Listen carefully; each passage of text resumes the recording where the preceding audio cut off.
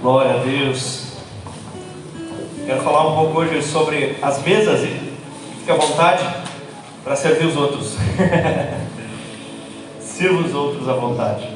O Senhor ministrou esse tema comigo de uma maneira um pouco bizarra, que eu estava na academia, eu gosto de escutar uma pregação no 2x, daí entra uma pregação da Viviane Martinello no 2x na academia, assim, ficou um negócio esquisito.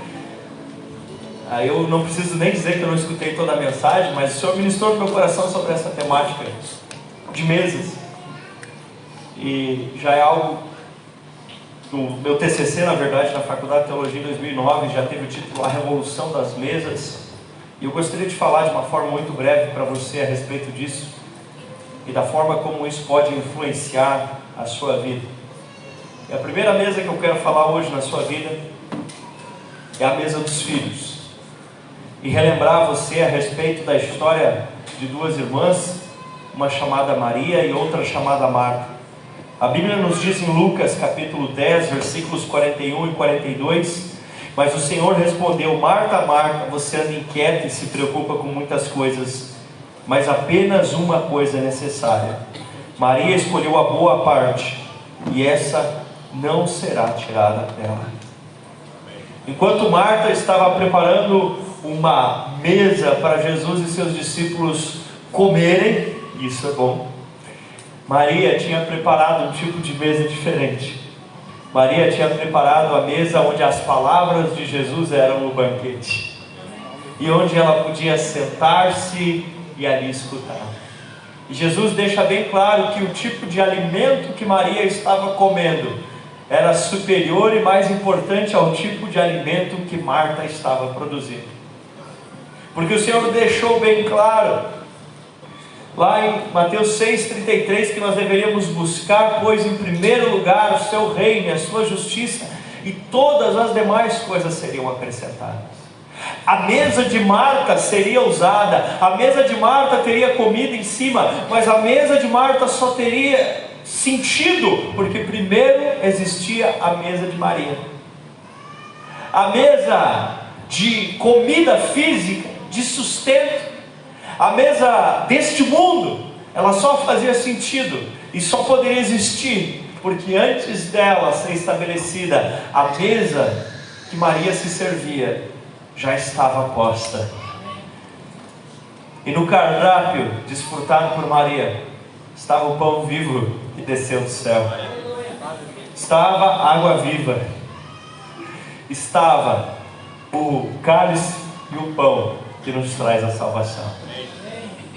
Maria nos ensina que as coisas espirituais precedem as coisas naturais, que as coisas que envolvem a contemplação e a adoração, elas precedem, e que nós devemos focar a nossa vida em buscar Deus acima de todas as coisas. Não é abandonar as outras coisas. Com certeza, quando terminaram de contemplar, de adorar e de escutar Jesus, eles foram para a mesa da Marta comer também. Mas a primeira coisa a ser estabelecida é a comunhão com Deus.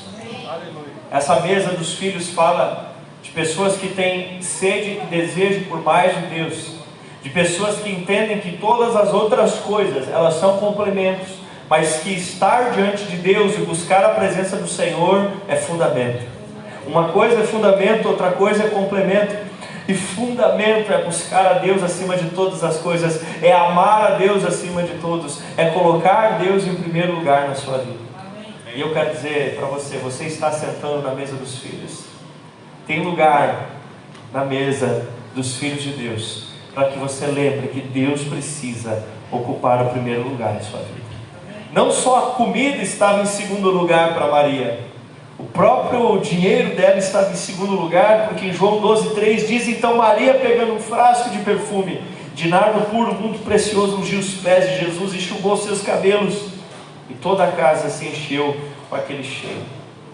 Se uma pessoa ela guardasse todas as suas economias, trabalhando um ano inteiro, ganhando salário mínimo, daria para comprar um perfume daquele. Ele teria que trabalhar o ano inteiro, recebendo o equivalente a um salário mínimo, o ano inteiro, para conseguir comprar aquele vidro de perfume. E sabe o que Maria fez? Quebrou aos pés de Jesus. Porque Maria entendeu que para ela a comida vinha depois da adoração, para ela o dinheiro vinha depois da adoração, para ela o que os outros iam pensar vinha depois da adoração. Ela entendeu que as outras coisas eram muito importantes, tanto que ela tinha guardado, mas ela entendeu que estar aos pés de Jesus era mais importante que as outras coisas. Que estar aos pés de Jesus era mais importante que o trabalho dela, que a família dela, que qualquer outra coisa, não as desprezando, mas entendendo o que era prioridade para ela. E eu pergunto para você, o que é prioridade na sua vida? Você se assenta na mesa dos filhos? Se você se assenta nos filhos, você já acorda pensando em dar bom dia para Jesus. Se você se assenta na mesa dos filhos antes de dormir, você não cerra os seus olhos antes de primeiro dar boa noite para Jesus. Você não você não faz uma refeição sem antes dar graças ao teu Deus, porque você senta na mesa dos filhos. Que perigo esse de nós acordarmos e o nosso primeiro pensamento não ser o Senhor Jesus. Que perigo esse de nós fecharmos os nossos olhos e o nosso último pensamento não ser o Senhor Jesus. Que perigo esse, porque um dia nós fecharemos os olhos para não mais abrir. E quando abrirmos de novo, será só ou diante de Deus para sempre, ou no inferno também para sempre. E eu pergunto para você, que os seus olhos estão todos os dias abrindo e fechando, olhando para Cristo, para que quando eles se fecharem de vez, se abram novamente na eternidade? Meu Deus! Adoração, contemplação eram os sobrenomes de Maria. Ela se assentava na mesa dos filhos, na mesa da presença. Você já sentou nessa presença, querido? Você já se colocou naqueles momentos de oração, onde você não está só fazendo um TSD porque mandaram, onde você não está só cumprindo um protocolo porque mandaram, onde você não está no culto só adorando e levantando as mãos porque mandaram, mas você está buscando de todas as forças porque você o quer, porque você o ama. Você já se colocou naquele momento dentro do seu carro, onde você está andando dentro do seu carro e você está feliz conversando com Ele? Você já se colocou naquele momento do seu carro onde você conversa com Jesus sobre as notícias que está dando no rádio? E você começa: Jesus, tu ouviu essa? Eita, será que vão fazer isso aí mesmo ou estão querendo me enrolar? E aí você vai, e aí você vai. A mesa dos filhos, porque a intimidade do Senhor é para aqueles que o temem. Não basta apenas saber que existe um Deus, eu quero ser íntimo desse Deus. Não basta apenas saber que existe um Deus, eu quero sentar no colo desse Pai. E essa é a mesa dos filhos, que colocam Deus como prioridade na sua vida. A segunda mesa que eu quero te falar hoje é a mesa da sabedoria. E vamos falar sério, que é bem verdade que as mulheres ganham muito da gente nesse negócio mesmo, não é? Elas têm muito mais tiro para esse negócio. Elas são superiores a isso. E enquanto Davi fugia de Saul, Saul queria matar ele, Davi não era rei ainda, e Davi fugia para cá, para lá, ele encontrou alguns rebanhos e protegeu aqueles rebanhos. Quando algum animal feroz tentava chegar perto, ele matava o animal feroz. Quando algum saqueador tentava chegar perto, ele protegia. Ele era como um escudo ao redor daqueles rebanhos. E estes rebanhos eram de um homem chamado Nabal, que a tradução significa idiota, tolo. Então ele cuidava dos rebanhos do idiota, não estou xingando ele, era o nome dele, tolo. Enquanto ele cuidava dos rebanhos daquele tolo e protegia, um dia ele mandou alguns mensageiros e disse: Nabal, por gentileza, consegue alguma coisinha para os meus soldados comerem? E ele escorraçou eles. Eu não sei necessariamente como escorraçou, se foi na base do relho, do xingamento, dos cachorros, não sei, mas escorraçou os homens de Davi. Sai daí, seu bando de sem vergonha, sai, te mando daqui, capaz que eu vou ajudar vocês. Escorraçou com eles, porque o nome dele já dizia tudo. Ele era o quê? O tolo. Ele era um tolo. Nabal escorraça eles, e aqueles soldados que estavam com Davi chegam e dizem: ó, o camarada lá correu com a gente, só faltou sair com a espingarda de sal atrás da gente. Aí Davi junta os seus homens de guerra e diz: pois ele fez isso porque ele está querendo um encrenca. Davi já estava bem loucão no meio do deserto, sendo perseguido por Saul, estava no modo matar ou morrer, né? Porque a ética da guerra é diferente da ética do dia a dia. E ele estava naquela: então vamos lá acabar com a raça deles agora. E se juntaram e foram. subiram nos seus animais e marcharam para acabar com a raça de Nabal. Sabe o que aconteceu no meio desse caminho? A Bíblia diz o seguinte, em 1 Samuel 25:18: imediatamente Abigail, a esposa do Nabal, pegou 200 pães, olha só, 200 pães, 2 vasilhas de couro cheias de vinho, 5 ovelhas preparadas, 5 medidas de grãos torrados, 100 bolos de uva, é um café colonial. 100 uva, no modo free, tá, gente? no livre. 5 medidas de grãos torrados, 100 bolos de uvas passas e 200 bolos de figos prensados, meu Deus, e os carregou nos seus jumentos. Versículo 28, falou para Davi: esqueça, eu te suplico a ofensa da tua serva, pois o Senhor certamente fará o reino duradouro a ti, que travas os combates do Senhor, e em toda a tua vida nenhuma culpa se ache em ti. O marido dela correu com eles, e se dependesse do marido dela, toda a família dele seria exterminada. Mas o que essa mulher fez? Ela foi servir uma mesa para Davi. Fica claro que ela já entendia que Davi era o próximo rei, era o chamado, e ela então prepara, leva para as servas, e ela pede perdão, como se quem tivesse falado tolice era ela, mas o idiota era o outro, né? O Nabal era o marido dela, não ela. Mas ela assume a culpa e diz: se ajoelha, me perdoa, Davi, eu sou uma idiota mesmo, me perdoa, está aqui toda essa comida, olha, mais do que vocês precisam, está tudo aqui. E sabe o que acontece? Davi diz assim: olha, você foi uma enviada de Deus mesmo, porque eu ia fazer uma coisa errada, matar toda a família de vocês. E Davi se acalma daquela ira, se acalma daquela ira, sabe, daqueles, acho que, voltou? Naqueles momentos de ter aquela DR, gente, DR de barriga vazia não dá, tá, gente? Tem que primeiro encher o buchinho, né? Vai precisar ter aquela conversa séria com o maridão, né? Enche a barriguinha dele, enche a barriguinha da esposa, né? Calma ele, depois a conversa. Se quiser pode ser até a sobremesa, depois a conversa, entendeu, né? E a não ser que esteja de jejum. Se esteja de jejum é diferente. Mas aí ela acalmou os ânimos. Sabe o que aconteceu? Quando o marido dela soube da história toda, o Senhor o feriu, e não depois de muito tempo aquele homem morreu. Aquele homem tolo morreu. E Davi faz o quê? Chama Abigail para ser a esposa dele. Olha que interessante. Ela não apenas conseguiu salvar a sua família, fora o camarada que era misericórdia, mas ela se tornou uma rainha. Que interessante, porque ela usou a mesa da sabedoria. A mesa da sabedoria sempre vai envolver a humildade, porque ela não chegou dizendo: meu marido é um bocó mesmo. Não, ela chegou dizendo: me perdoa, porque ela entendia que o que eles faziam como indivíduos, eles faziam como casal. E ela disse: me perdoa pela minha tolice, me perdoa.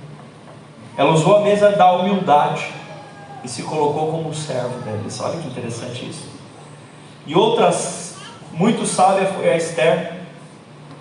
A Esther tinha um inimigo chamado Amã, ou Ramã, e o Amã queria destruir o povo de Deus, e ela jamais poderia vencer. Ela, como judia, casada com o rei Assuero, também conhecido como Xerxes, ela não teria como lutar contra Amã e derrotá-lo na força do braço. Mas aí ela tira ele do campo de batalha e traz ele para um campo que ela dominava, traz ele para dentro de casa e coloca diante de uma mesa.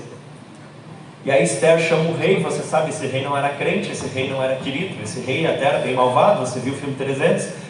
Ele era um rei invocado, mas ela usa toda a sua pompa, todos os frufru. Sabe, outro dia eu fui no casamento, eu nem sabia usar tanto prato e garfo, mas você não precisa saber tudo, você só tem que ter amigos. Eu pedi ajuda do professor Rafa, ele me ensinou ao vivo. E aí ela faz toda aquela mesa real, com todos os frufrus do palácio, tudo direitinho, tudo organizado, tudo bonito, tudo cheio daquelas coisas. E ela chama, porque ela sabia que esse era o jeito que ela poderia ter acesso ao rei. Mesmo sendo esposa, era difícil ter acesso ao rei. E assim ela conseguiu acesso ao rei, entregou os planos do inimigo, e o inimigo foi morto, e o povo de Deus foi livre. Todo o povo judeu daquela época que estava na Babilônia foi salvo, porque ela teve o quê? Sabedoria ela teve sabedoria. Amém? Meu Deus. O que mais? Essa mulher estabeleceu uma mesa, um ambiente seguro para também fazer o confronto necessário. Para fechar essa lista não podia faltar a viúva, para quem o profeta Elias chega e diz para ela: ei, me faça um pão. E a viúva fala: mas eu só tenho aqui uns gravetinhos, um punhadinho de farinha. Eu vou juntar esses gravetos, vou fazer um foguinho, vou comer um pãozinho, e eu e o meu filhinho vamos morrer. Só faltou dizer vamos morrendinho, vai ficar tudo lindo. E aí o profeta diz: beleza, pode fazer, mas primeiro eu quero um bolo. E ela poderia sentar na mesa da estultice, na mesa do orgulho, e dizer: tu quer o quê? Eu já não falei que eu vou morrer, eu já não falei que eu tenho pouca coisa, agora eu vou deixar de dar para o meu filho e vou dar para ti, Elias, você está doido? Mas ela se assenta e prepara a mesa da sabedoria e a mesa da humildade. Sabe o que acontece? Ela prepara o pão para o Elias, e a farinha dela nunca mais acabou naqueles dias. E durante todo o período de seca, ela teve comida para ela, para o filho e para o Elias. Por quê? Porque ela se assentou na mesa da humildade e da sabedoria. A sabedoria sempre conduz à humildade. E no momento que ela foi humilde e se colocou numa posição de serva, Deus operou um milagre na vida dela. E ela teve provisão para todos aqueles dias que ela precisava. Eu já ia esquecendo uma ainda, mas deu tempo de colocar aqui, essa sensacional. Uma mulher de origem cananeia, uma mulher que não era do povo de Deus. E você sabe que Jesus, quando veio, a missão dele era ministrar ao povo judeu naqueles dias. Depois a igreja, especialmente aquela pastoreada por Paulo e Barnabé, ela se expandiu, mas nos dias de Jesus o ministério dele era para judeus. E Jesus estava lá, e veio uma mulher que estava com a filha terrivelmente endemoniada, e ela chega para Jesus e ela diz: Senhor, por favor, cura minha filha, ela precisa de ajuda. E ele fala: moça, você não entendeu, eu vim para o judeu, eu não posso agora perder o foco da minha missão, porque o meu pai mandou eu cuidar do povo judeu. Eu não posso de repente tirar o pão dos filhos e dar para os cachorrinhos. Para bom entendedor, né? Ela disse assim: mas Jesus, os cachorrinhos comem as migalhas que caem da mesa. Qual mesa essa mulher estava se assentando? A mesa da sabedoria. Porque a mesa de sabedoria te leva para onde? Para a humildade. Jesus, tudo bem comer migalha, desde que seja a tua migalha. E sabe o que é a humildade dessa mulher? Porque se fosse, talvez alguns crentes de hoje em dia, não aqui da igreja, né? Mas talvez alguns crentes de hoje em dia dizem assim: mas tu é muito sem vergonha mesmo, né? Eu vou para outra igreja ali da esquina, que aqueles lá vão orar por mim. Você não quer nem pôr a mão, fica me chamando de cachorrinha? Não, ela teve o quê? Humildade. Humildade. Não, Jesus, mas vai sobrar assim 3 segundinhos, você só diz assim, e ela vai ficar boa, Jesus. Só, né? Por favor, Jesus, uma migalhazinha. Eu sei, é para o judeu, tudo bem, mas só uma migalhazinha. Liberta minha filha desses demônios. Você está vendo? Humildade. O que você faria se fosse tratado assim numa igreja? Como você reagiria? Ia embora e nunca mais ia voltar? Se ela tivesse feito isso, a filha dela estava endemoniada ainda. Diz assim, Mateus 15, 25 a 28. Ela, porém, veio e adorou, dizendo: Senhor, me ajude. Jesus respondeu: não é correto pegar o pão do filho e dá-los aos cachorrinhos. A mulher disse: é verdade, Senhor, pois os cachorrinhos comem as migalhas que caem da mesa dos seus donos. Então Jesus exclamou: mulher, que grande fé você tem, que seja feito como você quer. E desde aquele instante a sua filha foi liberta. Sabedoria. Porque a sabedoria te leva para onde? Para a humildade. Para a humildade. Ela não leva você a pensar assim: mas quem que está pensando em falar comigo desse jeito? A mesa da sabedoria, a mesa da humildade. Amém, queridos? Amém. Quantas coisas será que nós estamos deixando de desfrutar por não ter sabedoria e permitir o coração se encher de orgulho? Terceira mesa, já estamos indo para o fim. A mesa errada. Vocês sabem que Daniel abriu mão de sentar na mesa errada. Daniel teve a oportunidade de sentar na mesa de Nabucodonosor e ele disse: eu não quero os manjares do rei.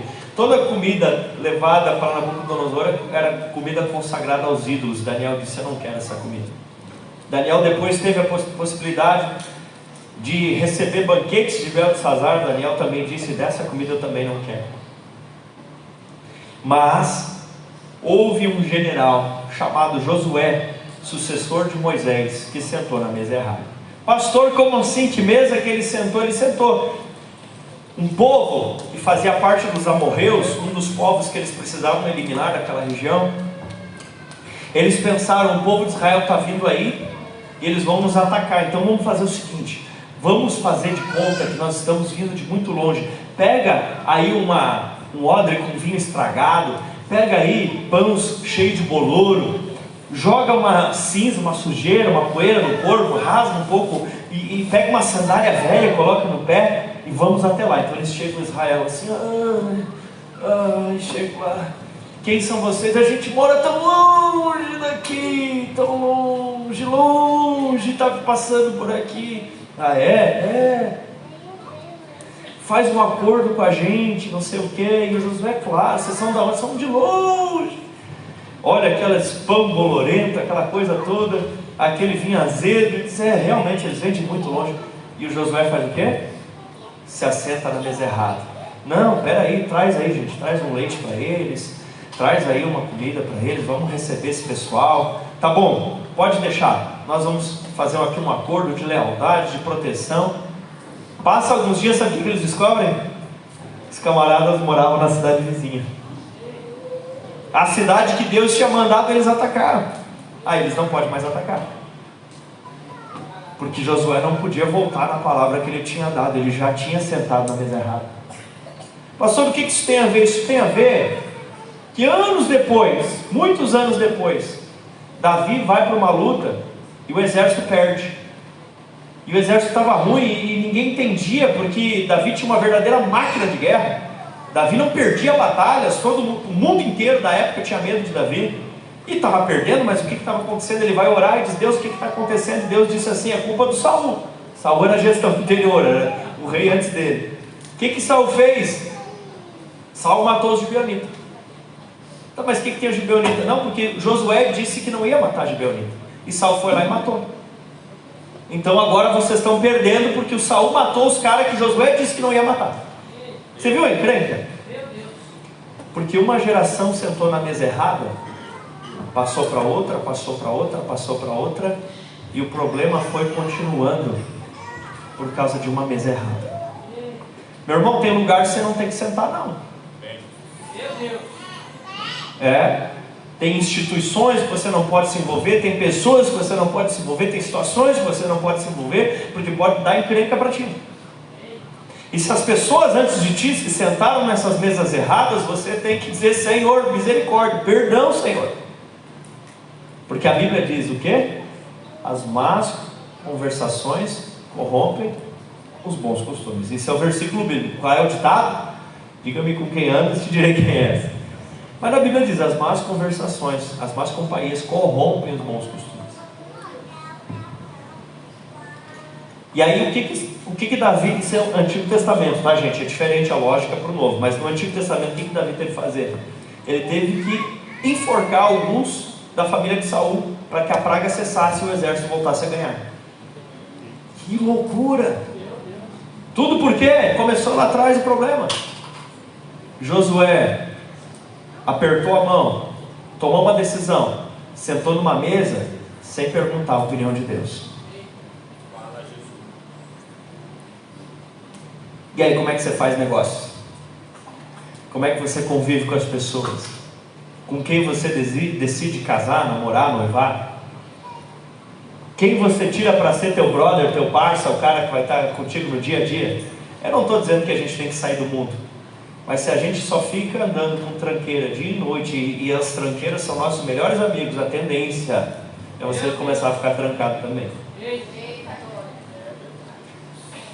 Então vigia para realmente, faz um raio-x quem era você há uns 10 anos atrás, há uns 5 anos atrás e hoje, e dá uma olhada se o teu gráfico está indo assim ou está indo assim. Se você está ficando mais amigo de Deus, mais próximo de Deus, uma pessoa mais íntegra, mais ética, mais santa, um casamento melhor, ou se a coisa está cada dia pior. Talvez antes você não mentia e agora mente, talvez antes você, sei lá, o que mais eu podia dar de exemplo? Não olhava coisas erradas e agora olha, não falava coisas erradas e agora fala. Você está crescendo para com Deus ou se afastando dele? Porque se você está sentando nas mesas erradas, meu irmão, complica para ti.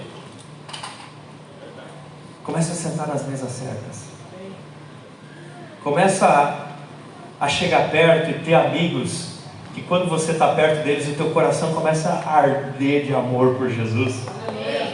Começa a ter alguns amigos que você vai bater um papo com eles e eles falam de Bíblia. Começa a ter alguns, não estou dizendo para abandonar os outros, entende? Mas apertar a mão em compromisso de lealdade com aqueles que vão te levar para mais perto de Jesus. Arruma umas Maria para ser tuas amigas, essas que se assentam aos pés de Jesus, que lavam os pés de Jesus. Arruma umas pessoas assim para estar perto de você.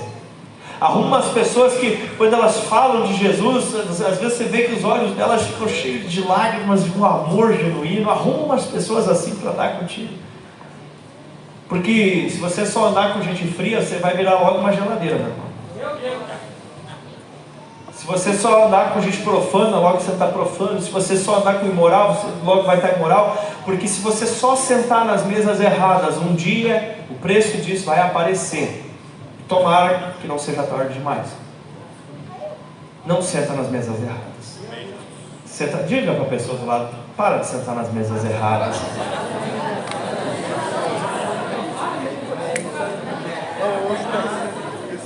Para com a mesa errada, cara. Eu não sento mesmo. E se hoje você olha para trás e diz assim: poxa, eu andei sentando numas mesinhas bem ruins, hein? Barbaridade. Começa a pedir perdão para Jesus. Me perdoa, Jesus. Me perdoa, Jesus. Olha o que eu fiz. Me perdoa, Jesus. E se você percebeu que as gerações anteriores andaram fazendo isso também, teus pais, teus avós, diga: Senhor, olha onde é que meu pai me levou, olha onde é que minha mãe foi. Ai, Jesus, misericórdia. Diga: Senhor, eu quero cancelar essa influência sobre a minha vida. Ah, meu pai, meu avô, meu bisavô fez isso, fez aquilo. Eu quero cancelar isso da minha vida. Eu não quero mais isso na minha vida, em nome de Jesus. Amém? Cancela. Agora olha para o outro bonito aí do teu lado. Se você quiser, você pode dizer para ele assim, que é um parceiro aí, ó, que é um amigo de Deus, um homem cheio de Espírito Santo, uma mulher de Deus. Anda comigo aí, meu brother. Anda comigo que eu estou queimando por Jesus aqui, ó. Nós vamos ser um bom exemplo. 1 Coríntios 15:33 diz: não se enganem, as más companhias corrompem os bons costumes. Com quem você está sentando? Deixa eu te contar, tem uma novidade. Tem mesa digital também, né? Eita! Porque às vezes nas redes sociais você está se servindo de mesa, né? Quem são os influencers que servem nessa mesa aí, meu irmão? O que você está comendo nessa mesa? Meu Deus! Hã? No YouTube, que mesa você está sentando lá no YouTube? Do que você está se alimentando lá, meu querido? Na TV? Porque mesas virtuais também são mesas. E muitas delas são as mesas erradas. São mesas erradas. Vamos seguir para o finzinho? A última mesa é a primeira mesa. É a mesa do sacrifício. A mesa do altar. A mesa onde eram sacrificados os animais. E esses animais, eles apontavam para Jesus. Para Jesus, até os bichinhos sabem aplicar a pregação de sexta-feira, que dizer de nós, né? Esses animais eram uma placa que apontava para Jesus que viria. Quem estava sexta, dá um glória a Deus aí. Quem não estava, lê lá no missões.org. Eles apontavam para Jesus e esse Jesus que já veio. Essa é a mesa do Pai e do Filho. Do Pai que precisa fazer justiça e punir o pecado, do Filho que se padece em amor e se entrega como cumprimento da lei para estabelecer a graça. Sabe que mesa é essa? Essa é a mesa da Páscoa. Quem chega até a mesa da Páscoa, chega fraco, derrotado, pecador. Mas quando chega na mesa da Páscoa, encontra um pão e um cálice, encontra o perdão e uma família, e é perdoado e sai dali feliz, animado, restaurado. Glória a Deus. A Páscoa é a data mais importante do ano, porque nela nós celebramos a morte de Jesus que nos salvou e a ressurreição de Jesus que nos traz a esperança. Por isso eu quero te convidar: comemore a Páscoa, celebre a Páscoa. A Páscoa é muito mais do que coelhinho e chocolate. A Páscoa é o Cordeiro de Deus que tira o pecado do mundo. E essa é a mesa, irmão. Essa é a mesa. Por isso, decore a sua casa, enfeite a sua casa, ensine as crianças, celebre, escute músicas de Páscoa. Mas por favor, né, meu irmão, música que Jesus escutaria, né? Não música que não tem nada a ver com Páscoa. Tem que ter a ver com a Páscoa. O que é Páscoa? Jesus morreu, Jesus ressuscitou, isso é Páscoa. Música de Páscoa. Músicas que falem da morte e ressurreição de Jesus, que falem da saída do povo de Israel do Egito. Assista filmes de Páscoa. Você está ligado o que é filme de Páscoa, né? Essa aí é uma lógica da música. Filme que tem a ver com Jesus, que morreu, que ressuscitou. E compara sempre com a Bíblia, que tem umas viagens aí que, meu Deus do céu. Mas deixe o Espírito Santo te levar a viver esse momento. Um momento de celebrar a Páscoa. Um momento de comemorar a Páscoa. Se você está muito fora, não entrou na vibe da Páscoa ainda, pega lá o Evangelho de Marcos, lê o Evangelho de Marcos, lê os capítulos finais dos Evangelhos que falam ali da crucificação de Jesus, lê aquelas histórias de Jesus apanhando por você, de Jesus morrendo por você, lê Isaías 53, aprenda sobre a Páscoa, porque você só está aqui hoje porque um dia Jesus esteve lá na Páscoa. Você só está aqui hoje porque um dia Jesus se entregou como Cordeiro de Deus que tira o pecado do mundo. Senão você nem estava aqui, senão nem existia igreja, senão a nossa condenação era certa. Por isso, se prepare, porque a Páscoa está aí. A Páscoa está chegando. Se prepare, se consagre, busque, ore, jejue, para que nós possamos ter uma Páscoa muito linda em família. A primeira delas, celebrada lá, quando o povo de Israel saía do Egito, eles precisavam pegar o cordeiro, matar o cordeiro e comer somente em família. Por isso eu quero pedir para você, não passe a Páscoa sozinho. Se você está sozinho aqui em Caxias do Sul, arrume no mínimo uma pessoa para passar a Páscoa contigo. Eu não estou dizendo para arrumar um agregado do nada. Vai na casa de algum irmão. Tem que explicar, né, Lucas? Vai na casa de algum irmão, passa com ele. Amém? Não passe sozinho. Vai na casa de alguém. De um filho, de uma nora, de um sobrinho, de um sei lá, de um pastor. Vai na casa. Meu Deus!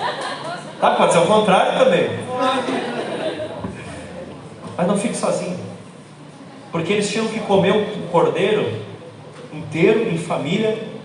Se a família fosse muito pequenininha e não desse conta do cordeiro, podia chamar mais gente, certo? Se tivesse algum estrangeiro, ele podia ser convidado a virar judeu junto com eles. E essa é a ideia. Que essa Páscoa seja muito mais que um feriado. Que essa Páscoa seja uma oportunidade de você chamar pessoas para sentar na mesa de Jesus. Que essa Páscoa seja muito mais... Eu sei que às vezes vai no meio da parentada e lá vira um negócio diferente, mas de alguma forma use isso como um instrumento. Eu não sei se eu vou ver vocês domingo que vem aqui. Talvez vão estar na casa de um parente, de um amigo, de alguém. Mas use essa oportunidade para ajudar essa pessoa a sentar na mesa de Jesus e celebrar a Páscoa. E celebrar do jeito certo, amém? Essa é a data mais importante. Eu quero chamar o Ministério de Louvor e me ajudar aqui. Se você puder fechar os teus olhos nesse momento, para que nada te distraia, nada te atrapalhe. Se você pudesse colocar de pé, querido. Eu te pergunto, que mesas você tem frequentado? Pense um pouco. Você tem andado à mesa da sabedoria, como Abigail? Ou você tem andado na mesa dos tolos, como Nabal?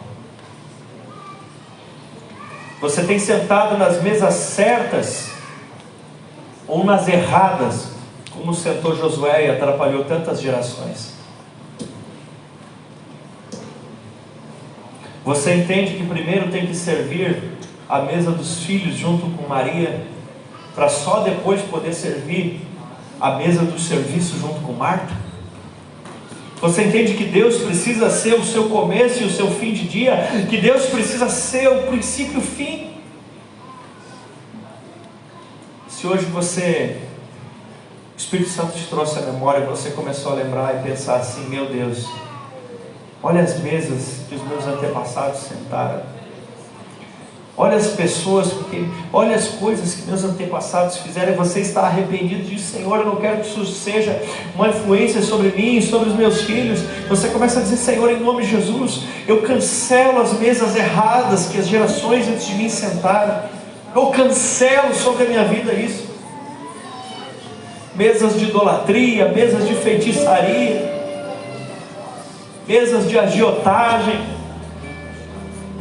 mesas de jogos de azar, mesas de picaretagem, mesas de prostituição. Diga: eu cancelo isso da minha vida. Meus antepassados sentaram nessas mesas, mas eu não quero mais sentar.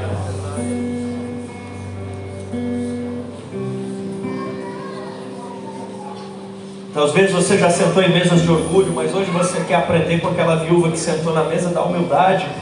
Você quer aprender com aquela mulher cananeia que disse: eu prefiro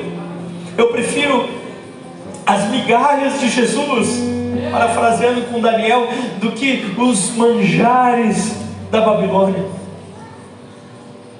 Daniel rejeitou sentar na mesa do imperador, e a mulher cananeia se contentou com sentar debaixo da mesa de Jesus e se saciar das migalhas. Porque, meu irmão, deixa eu te dizer uma coisa: as migalhas de Cristo saciam muito mais que os banquetes do mundo. As migalhas de Cristo já saciam mais que os banquetes da Babilônia. O que dizer então? Quando Ele te guia a pastos verdejantes e põe uma mesa na presença dos teus inimigos. Foi na mesa que Esther conseguiu o favor de Assuero, o rei, e foi na mesa que ela derrotou Ramão, o inimigo do povo de Deus.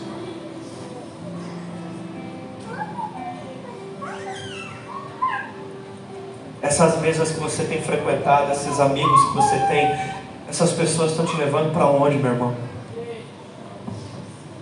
Essas pessoas que você deixa opinar, influenciar a sua vida, essas pessoas estão te levando para onde? Talvez hoje você está olhando para a sua vida e está dizendo assim: eita, eu estou precisando melhorar minhas mesas. Estou precisando, como Maria, aprender a colocar Jesus em primeiro lugar na mesa dos filhos. Estou precisando, como Esther, aprender a entrar na mesa da sabedoria junto com Abigail. Estou precisando, como Davi, resolver as mesas erradas dos meus antepassados e começar a sentar nas mesas certas. Eu estou precisando, na verdade, acima de tudo isso, eu estou precisando sentar na mesa da Páscoa, onde Jesus é o sacrifício, onde Jesus é o Cordeiro de Deus que tira o pecado do mundo. Comece a fazer isso agora, querido. Comece a fazer isso. Você que precisa pedir perdão por essas mesas, comece a pedir perdão. Você que precisa se arrepender, comece a se arrepender. Vamos para a mesa dos filhos. Vamos para a mesa da Páscoa. Vamos para a mesa do Cordeiro de Deus que tira o pecado do mundo. Nós apresentamos um bebê aqui no começo do culto, meu irmão, mas não é só do bebê que a gente tem que cuidar, não. Está na hora de nós cuidarmos um do outro. Está na hora de nós cuidarmos um do outro. Está na hora de nós servirmos as mesas uns dos outros.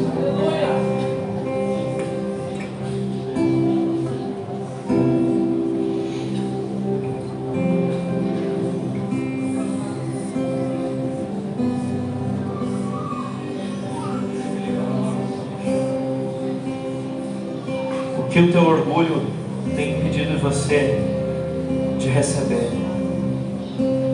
O orgulho de Nabal levou ele a perder até a vida. A humildade da mulher cananeia levou ela a receber o milagre na vida da filha.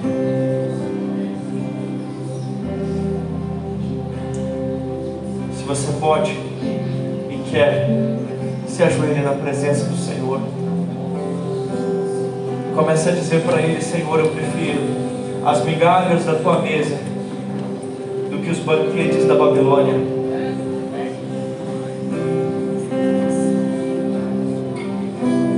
Eu prefiro nem que sejam as migalhas da mesa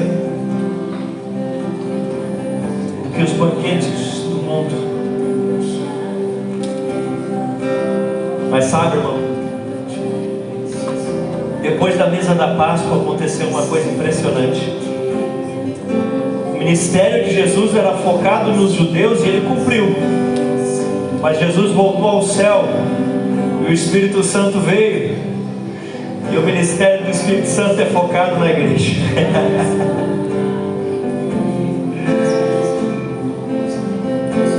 E agora, a mesa de Jesus, ela está acessível a todos e não somente aos judeus.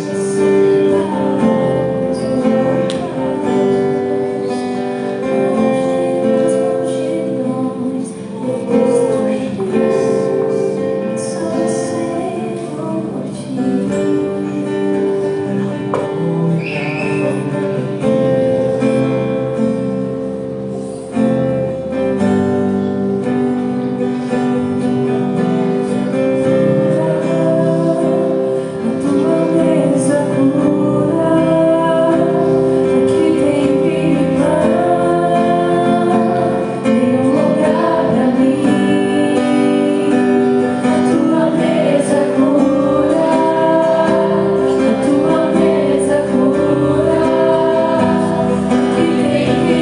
cura.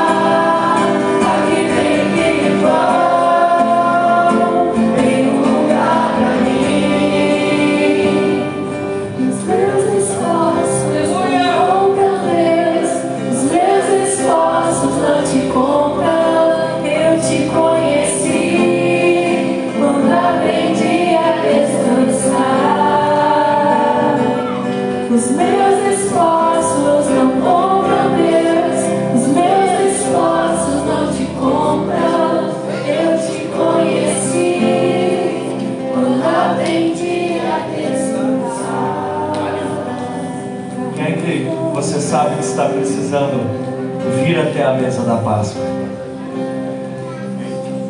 No domingo que vem nós vamos ter um culto especial de Páscoa. E nós teremos, junto com o culto especial de Páscoa, uma Santa Ceia especial. Em vez de fazermos um outro culto, faremos nesse de Páscoa. E eu quero convidar você a refletir.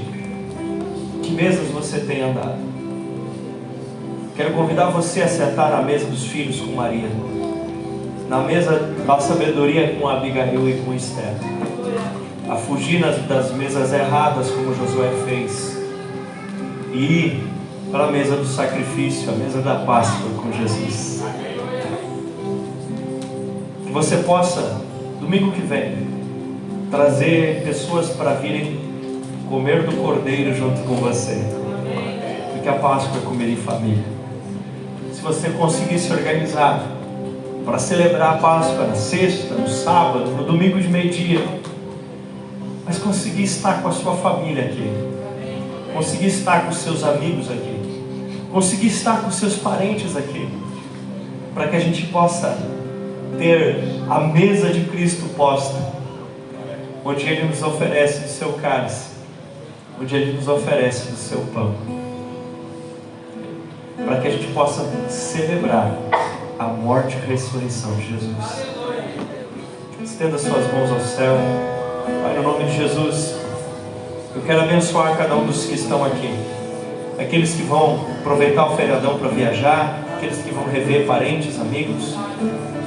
E eu quero te pedir que eles sejam usados por Ti nessas mesas, Pai. Que eles possam orar antes de cada refeição, que eles possam orar ao dormir e ao acordar, e que nos lugares onde eles estarão com as suas famílias, Senhor, eles que ponham a mesa, porque nas mesas do Senhor nós somos livres para servir os outros à vontade.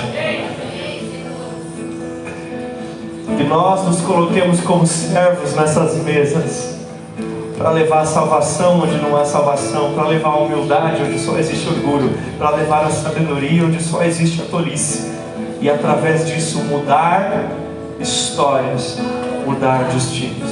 Pai, no nome de Jesus, eu envio cada um aqui, Senhor, como missionário para essas mesas, como missionário para essas mesas de negócio, para essas mesas de família, para essas mesas de escola. Senhor, eu os envio como missionários para essas mesas, para que, exceto pelas mesas erradas das quais eles vão desviar, nas outras mesas eles sejam missionários teus, para fazer a diferença e transformar realidades e lançar sementes que construirão o futuro. Assim eu os abençoo em nome de Jesus. Amém. Deus te abençoe.